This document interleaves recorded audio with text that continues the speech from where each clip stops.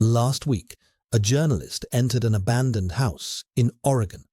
She started recording a video, but what her camera captured, no one can explain. And tonight, we're showing you that footage. In the small town of Raven Creek, Oregon, there stood an old wooden house at the edge of the forest. Locals called it the Silent House because no bird, no wind, and no voice was ever heard near it. The house had been abandoned since 1987, when the Miller family vanished without a trace. One chilly October evening, a journalist named Emily Carter came to Raven Creek.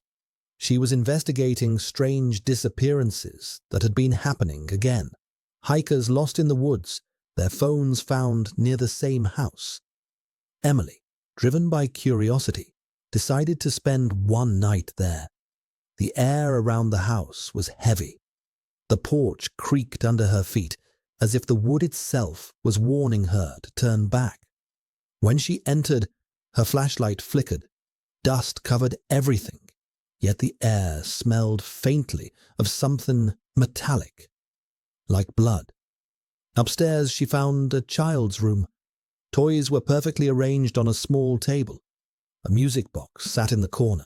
When Emily picked it up, it started playing on its own, a soft, haunting lullaby.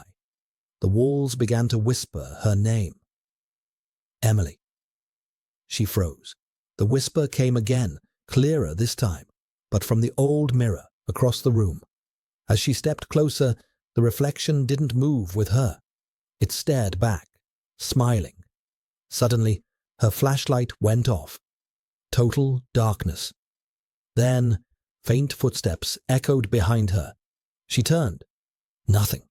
She turned again and saw the reflection smiling wider, blood dripping from its mouth.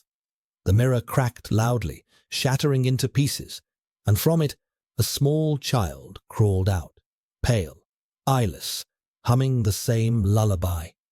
Emily screamed and ran downstairs, but the door had vanished. Every wall now had a mirror, and in every mirror she was being watched. Desperate, she pulled out her phone to record everything, whispering, "If anyone finds this video, don't come here." The next morning, the locals found her car parked near the forest. Inside was her camera, still recording. The last few seconds showed her being pulled into the mirror, her screams fading as the reflection smiled and waved. The house became quiet again. Since that night, every October, a soft lullaby can be heard from the woods of Raven Creek. Some say it's the wind. Others say it's Emily, still trapped inside the silent house.